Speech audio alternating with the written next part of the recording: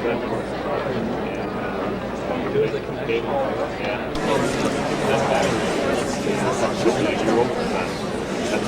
I hated to tell the guy, oh, take the battery back now.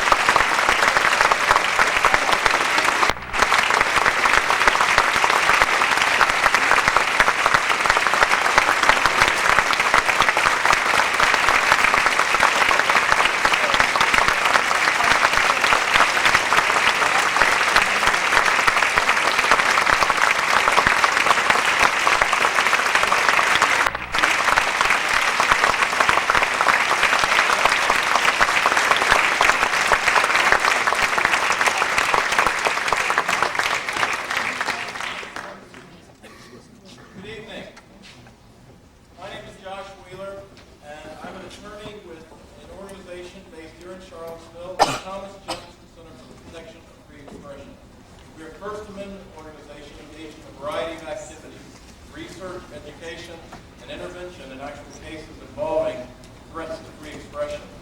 Today, we had a day-long conference on the case portrayed in this film when Mr. Jerry Falwell sued Mr. Larry Flynt over an ad parody that Mr. Flynt published in Hustler. It was a terrific conference. For those of you who weren't able to attend, I'm sorry we weren't able to accommodate you. It was absolutely a terrific conference, providing a lot of insight, not only into that case, but into First Amendment free expression issues in general.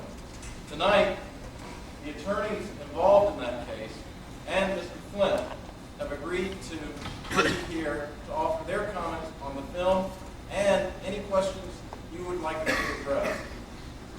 It says I'm the moderator of this panel, this session. I'm not really going to moderate anything. I'm just going to call upon you folks and let you determine what the content of this session will be. The ultimate exercise of free expression. I will start things rolling, though, and just ask one question to Mr. Flynt. That is, Mr. Flynt, by any definition, you have lived a remarkable life. You've had absolutely wonderful things happen and absolutely tragic things happen. My question is this: was it worth it? No. I wouldn't feel my legs or anything anymore. People refer to me today as a folk hero. I am heroes that people who died in the country. I think we left some of the boys' faces about them left Vietnam and asked what they had to do. It's still good for life.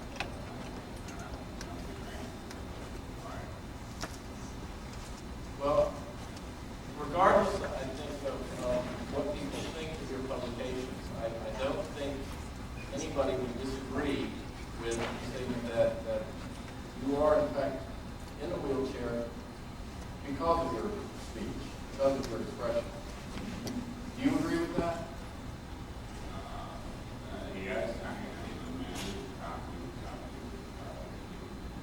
disagree with the editorial content of us.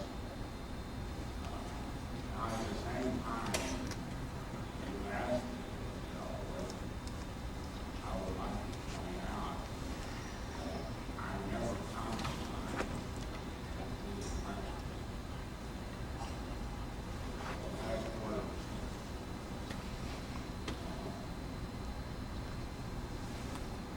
And if I had it to do over,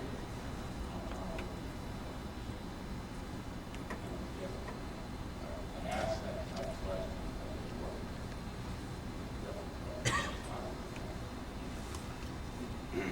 Let me introduce the rest of our panel. I think everybody knows Mr. Flynt, but starting at the far side, Mr. Thomas Marino, Mr. Jeffrey Deisman, members of Mr. Falwell's legal team, in the case of Falwell v. Hustler Magazine, Mr. Flynt, and Mr. Alan Eisenman, and Mr. David Carson, Mr. Flynt's legal defense team. Alan, this is my last question, I promise, and then I'm going to open up to you. We obviously know the tragic story for you. Well, it wasn't as bad as you might think. Actually, it was a bit of an artistic license, you might say. I was not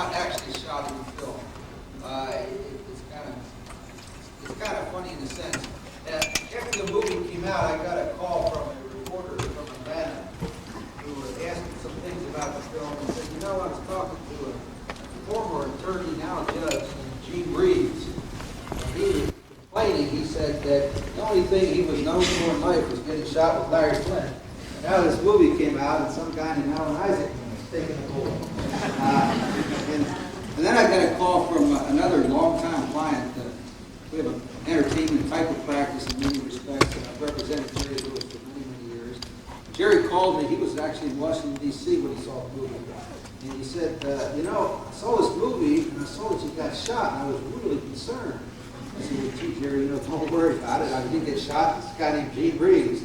He said, well, that's a relief. I understand. I wasn't concerned about you. I was concerned that I was getting senile because I couldn't remember you're getting shot. Should have stopped very well. But I think it's important to point out to the audience why it was necessary to do this movie. I had several attorneys that have represented me over the years. The first was in the case, Harold Frankel, Paul Campbell represented me.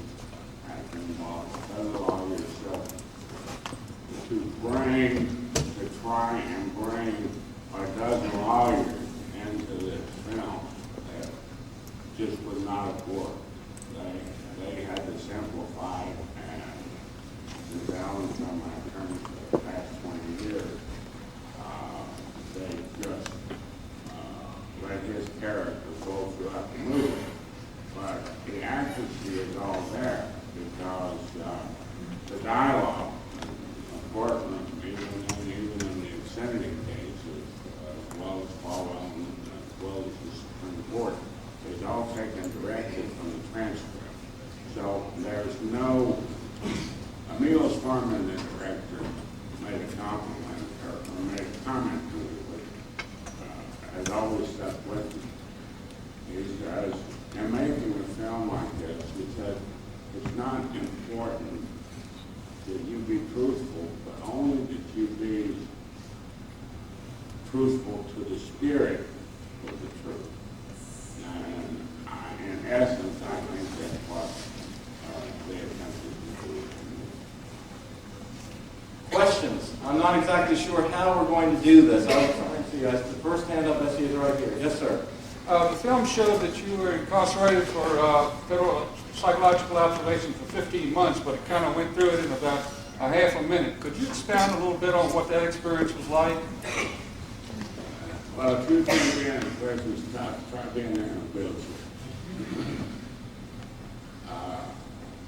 You get no sympathy or patronage regardless of who you are when you're in prison.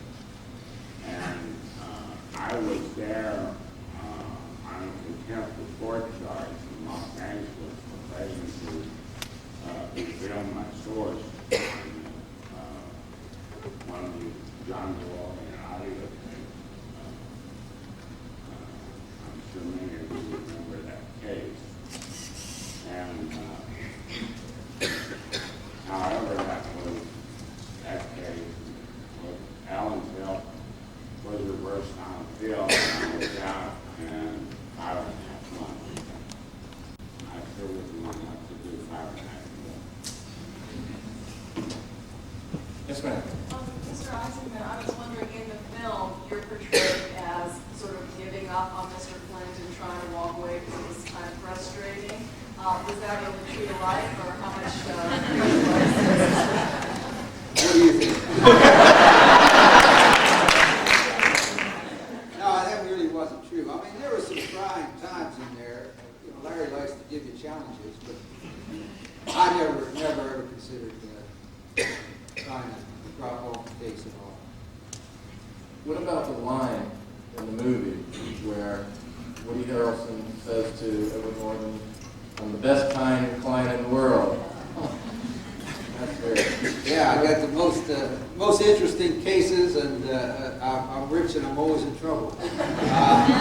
Well, that never crossed my mind in real life. It's the most fun. The most fun. Okay, I'll go to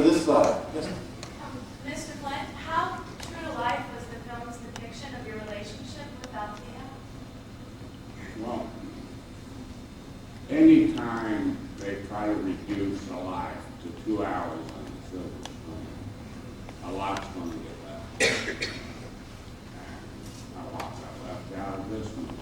But for what's their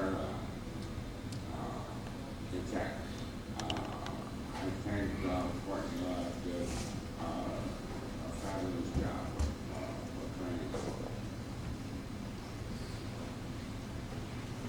Just to include everybody, and I'd like to ask Mr. Marino to respond to, what was your reaction to the film?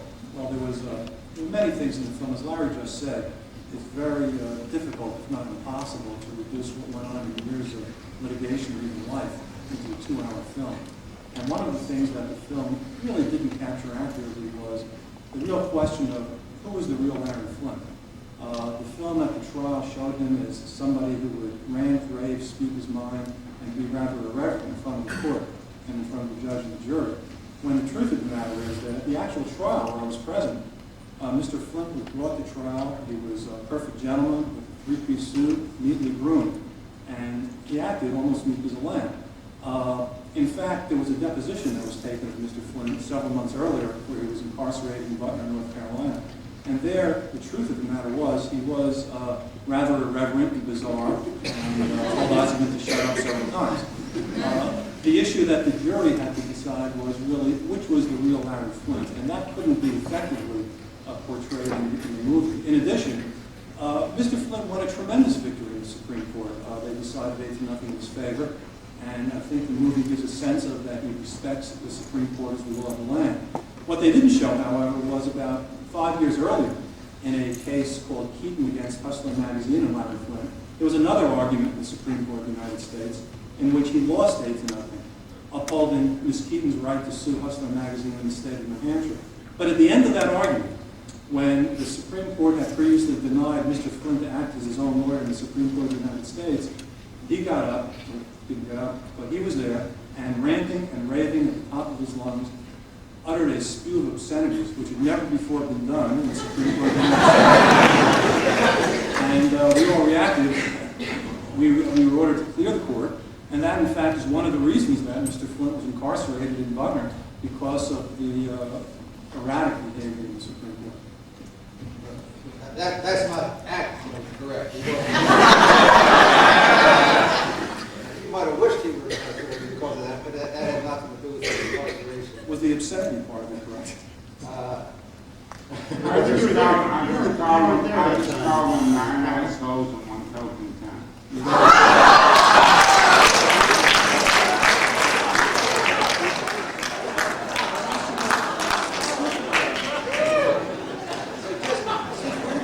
Let me just tell you 15 seconds of background. These gentlemen, Jeff and Tom, represented the New York resident who had, I think, never been in New Hampshire in their life. The Hustler magazine was being published in California, had been published in Ohio, and she filed a suit in Ohio and got dismissed, had the suit dismissed because of the statute of limitations had run.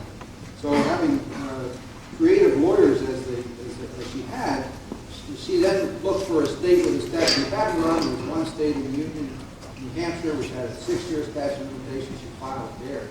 So Larry's lawyers moved to dismiss, the lower court dismissed, saying New Hampshire really had no contact with this dispute. And it went up to the Supreme Court. The Supreme Court reversed it.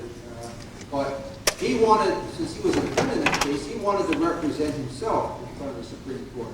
The Supreme Court had decided that every other court in the country had to let a person who's a party represent himself if he, at least if he were competent, and there was no determination that Mr. Flynt wasn't competent. And he wanted to represent himself in the Supreme Court. The Supreme Court basically just went out and found some attorney to represent him and wouldn't let him speak on his own behalf. And so that was what generated that particular expression of opinion. Mr. Marino, your reaction to the film, first of all? Well, it was 10 years ago now, and it's hard to remember all the details of the case from 10 years ago, but Mr. Flynt's recollection isn't always the same as mine. I recall that hearing on reading the transcript, because it was a peripheral matter to our case. Judge Manny Real when he was sentenced. And I believe that what caused Judge Manny Real kept sentencing him for an additional week for contempt because he was throwing, as I recall, slices of oranges at the prosecuting attorney in the court. I didn't see it's good for you. Right. It wasn't really, it was one of those bizarre incidents that you can only really expect if you have somebody making a mockery of the court. And what happened is, as I recall reading the transcripts, and y'all are here so you can correct me if I'm wrong, is that what happened is, after the first orange went, slice went, the judge said, "You do that."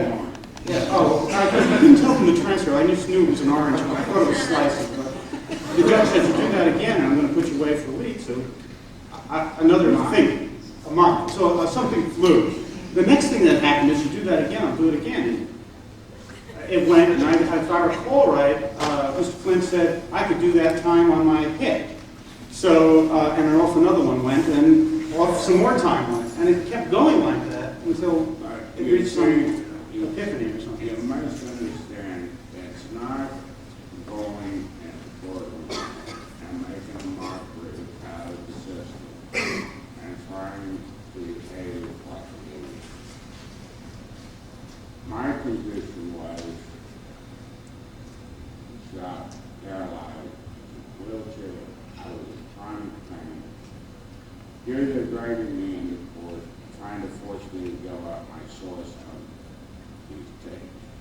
If that would have been NBC or CBS or ABC, they would have never been in front of the judge before. They were finding me $20,000 a day. They would have never been finding me.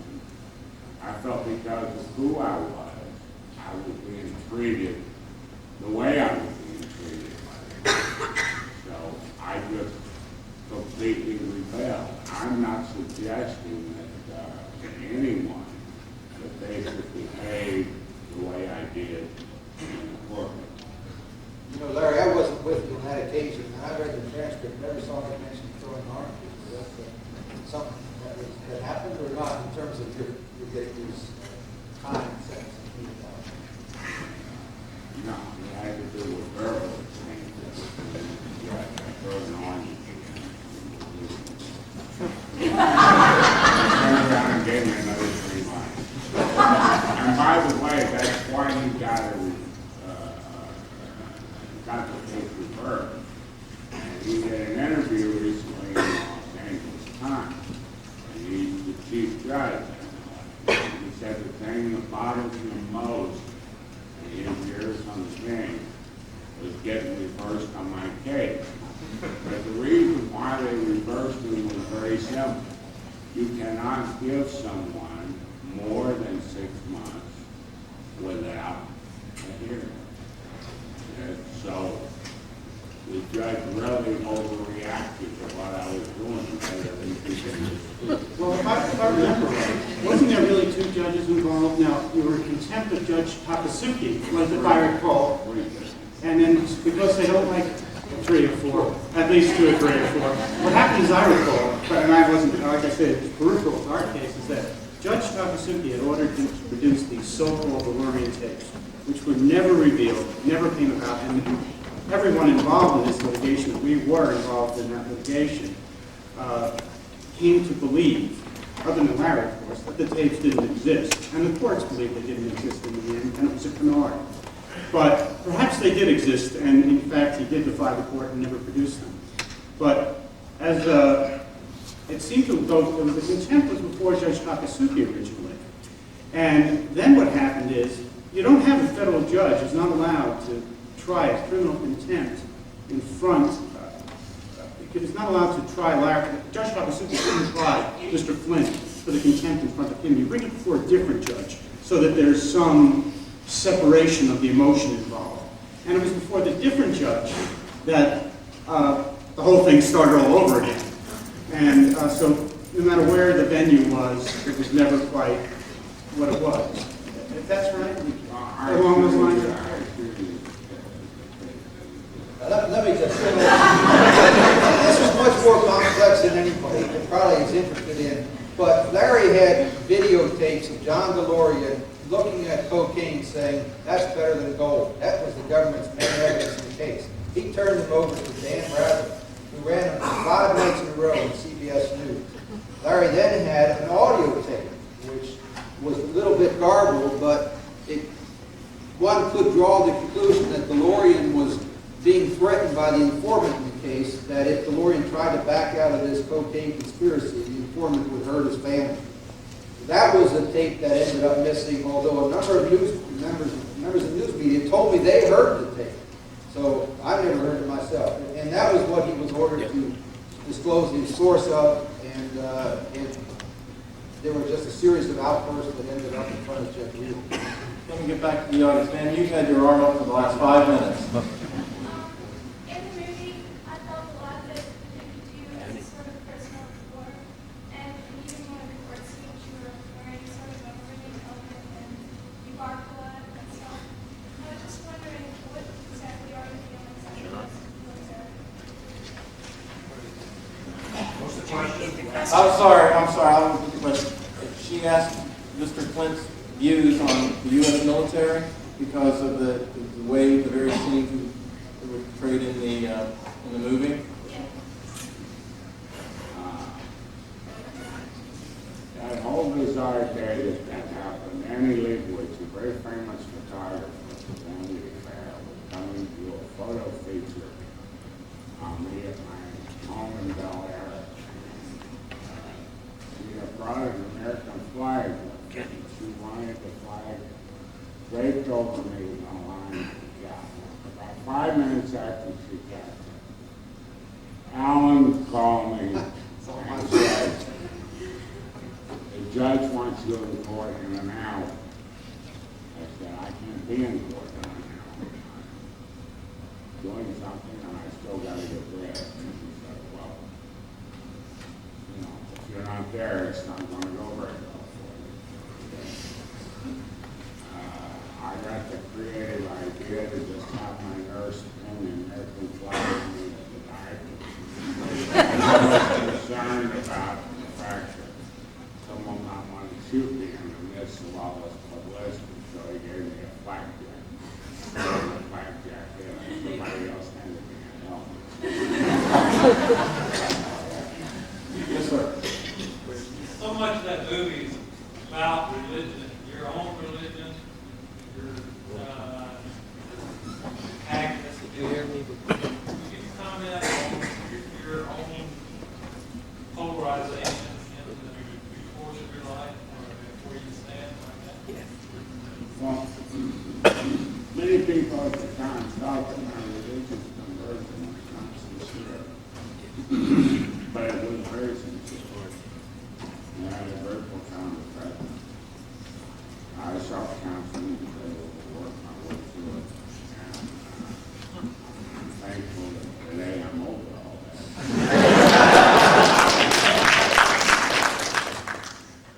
You and Mr. Falwell, though, seem to have, as a result of today, not as a result of today, but I was able to conclude as a result of today, that you and Mr. Falwell seem to have forged a genuine friendship with one another, despite having some vast differences in philosophy and faith. Is that a fair characterization? Well, he's trying to keep Ellen in the closet, and I'm trying to convince him to come out.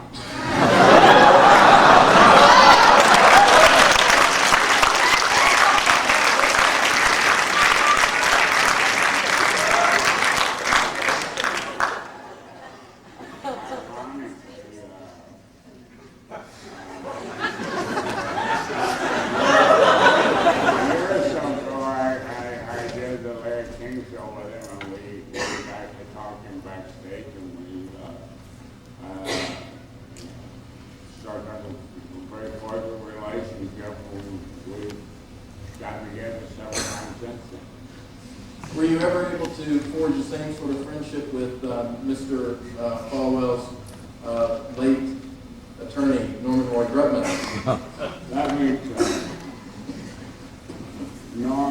Norman Roy Grubman is dead. He will be with us here tonight. So I feel very very sorry that you met an untimely death. But I'll tell you, never in my life have I ever known an attorney that could be so arrogant, to get under your skin so bad as to he was the type of lawyer that you just wanted to jump off of the witness stand and scream. Yes, ma'am. I was curious how your repertoire of the answer popularity. You said that you get along better than you. How do you react to all this about inside conflict? The question was, how does Reverend Caldwell feel about this case now with 10 years perspective? I'll let you folks were there today, so I'll let you respond. I don't think the Reverend is very happy about the result on the Supreme Court, but he seems to have accepted he's always very cordial to me in any debate or judge or Go ahead. Sir? Yes. I wonder, Mr. Flint, if there have been any parodies or photo shoots or editorial issues that you've rejected, and I wonder how you make that decision.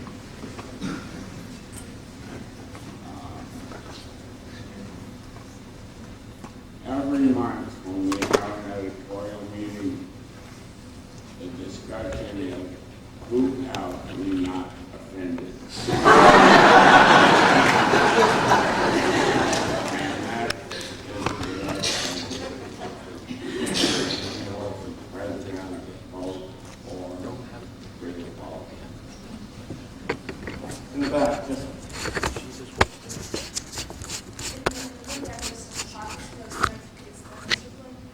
I'm sorry, can you speak up, please?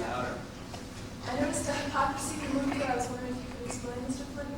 You juxtaposed images of violence and images of sex, and you asked why does society condone images of violence over images of sex?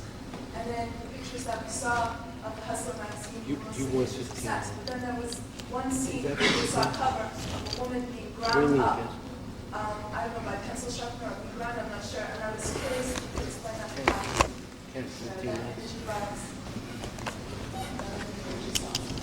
What? Did everybody hear the question? I paraphrase. I think the questioner feels that there was a certain hypocrisy in the film and perhaps in Mr. Flint's publications regarding portrayals of violence and portrayals of sex, and the hypocrisy being that you're taking that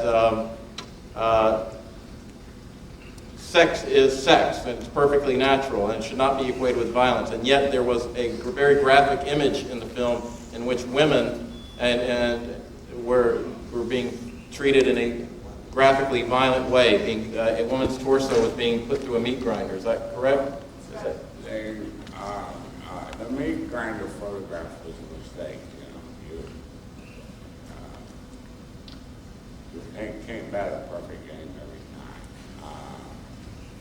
I regret that it was misinterpreted. But many of the radical feminists take a great deal out of context and husband in terms of violence towards women.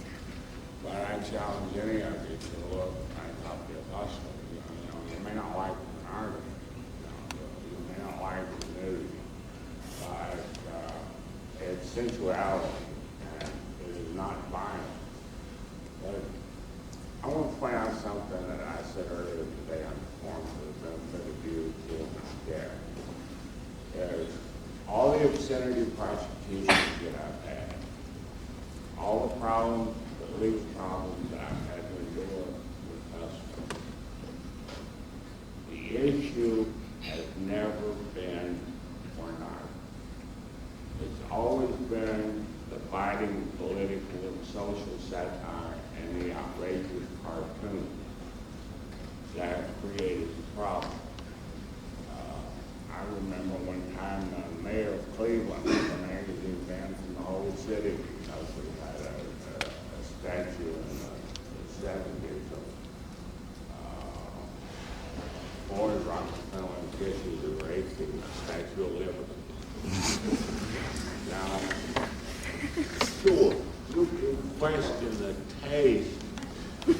any of this.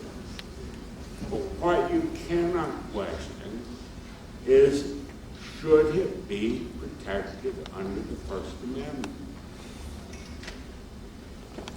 We've got time just for a couple more. That's not me, folks. The film festival's got a schedule. So, yes, ma'am. Right? Yes. I'm sorry. Could you speak up, please?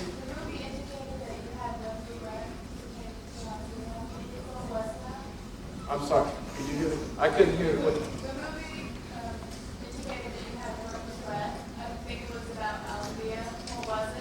The question was, the movie indicated that Mr. Flynt had one regret, and the questioner believes it was about Althea, and wondered what the one regret was.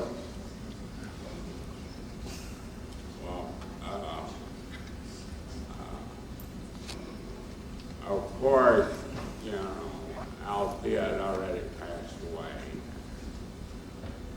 My regret was that she couldn't be there.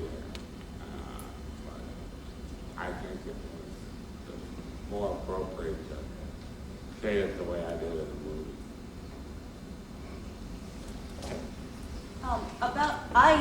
I read Hustler. I don't subscribe to it, but I certainly read it, and I guess you'd call pro-pornography. However, I do have a question about one of the issues that you had. It was, I think, either last month or the month before it. It was an article. And it was a black slave, and it was supposed to be happening in Virginia, black slave and the white country girl, and they were having sex in a barn. It was a big spread. But at the end, the last two pictures, and I also wondered if you had a problem with this, the last two pictures, the last spread, well, we'll just deal with that, is a 2-page picture with the black man in a kettle of boiling water, supposedly, with his wife and child standing there crying, and there's no nudity, really. The white girl is covering herself up, but there was no nudity. It didn't seem sexual. It just seemed violent. What we did was we took the story Mandingo from the book of the same name and decided to photograph actually what happened in that book. So, that's what you said. Last question, ma'am. I wanted to ask about your relationship with your brother, and also how active are you in publication today? Is that what you spend the majority of your time doing? I got so many good people around me, like Alan here. So I travel a lot because I have 15 foreign editions because of now. But I keep a pretty heavy schedule when I'm in town. We're constantly creating new products all the time. Another thing that's never mentioned is out of the 31 magazines I publish, only 6 of them are adult titles. 25 are mainstream titles for computing, boating, music, fashion. David, could you keep down, please? Actually, David, I'd like to give you a chance to say not the last word, but perhaps just quickly your reaction to the film the first time you saw it. Well, I really just echo what's already been said. I think Larry said it right. I think the film pretty accurately captured the spirit of what happened. It's not to say that there was a lot of detail that was wrong, but that was necessarily the case because you're collapsing years and years into 2 hours. The biggest, I think, discrepancy between reality and the motion picture was probably, as Jeff mentioned, the treatment of the testimony in court. And it's too bad they couldn't show what really happened because that really, I think, was more dramatic. What happened in reality was that you had Mr. Falwell's lawyer presenting excerpts from this videotaped deposition, which sounded pretty bad. It sounded like Mr. Flynt was clearly out to assassinate Mr. Falwell's character and knew what he was doing. And we made the difficult decision after those excerpts were produced to play the whole videotape of this deposition, which I think shed a different light on what happened, followed by having Mr. Flynt himself come in. And much to the surprise of the jury, you had a very sane, intelligent person who was reasonably able to explain what really happened. And it's a shame they weren't able to do it in the motion picture. I understand why they weren't able to, but that was the one thing that I thought when I saw the movie was sort of a jarring discrepancy between reality and what I saw on the screen. Well, I spoke with the director and the producers both, and argued against what they were doing. I said, if you want to show what happened in the deposition, they show the deposition being taken, but then show what happens in the courtroom, rather than taking what happens in the deposition and moving it into the courtroom. But, you know, in Hollywood, they do it their way. Carl, your last comments today at the conference concerned the importance of discourse. And I wonder if you'd like to close tonight's session recounting for this audience what you said to the audience earlier today. Or am I not? I was profoundly moved. Obviously, you weren't.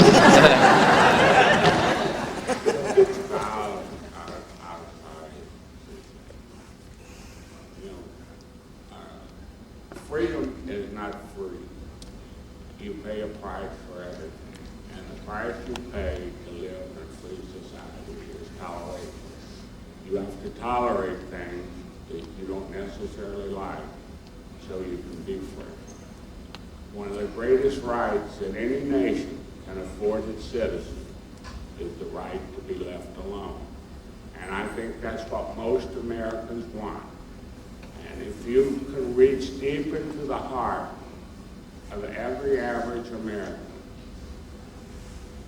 they don't want censorship. They really don't. Because they know the baggage that comes with it. They want to be able to make their own decisions. You hear this argument that you can or can't legislate morality, and people argue that you can because all of our laws are based on moral values and what have you. But when we speak of morality, basically, we're speaking of issues like pornography. And I think that the average American wants the government out of its head.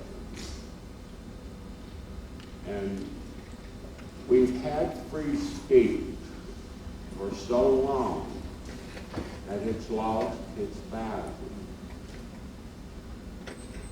It's the one thing that troubles me the most is the amount of apathy that exists in the country because so many people want to take their civil liberties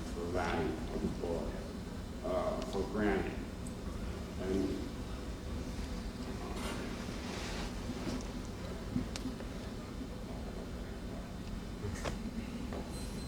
well, for the last few weeks, everyone's been asking, actually the last few months, when they knew the program for the conference and for the film festival, have been asking us at the center, how did you get Mr. Flynt, Mr. Falwell, how did you get all the attorneys involved in the case to participate, to agree to come? And the answer is very simple. We asked them. And they all said yes. I'd also like to point out that not one of them is making any money by being here.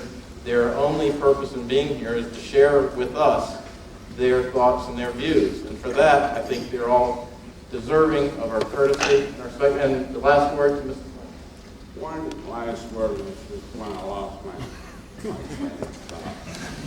In trying to emphasize this issue of individual rights and free choice, a democracy only works if individual rights are being considered. Otherwise, the democracy might as well be a dictatorship. You can't have 5 wolves and 1 sheep voting on what to have for supper. Lose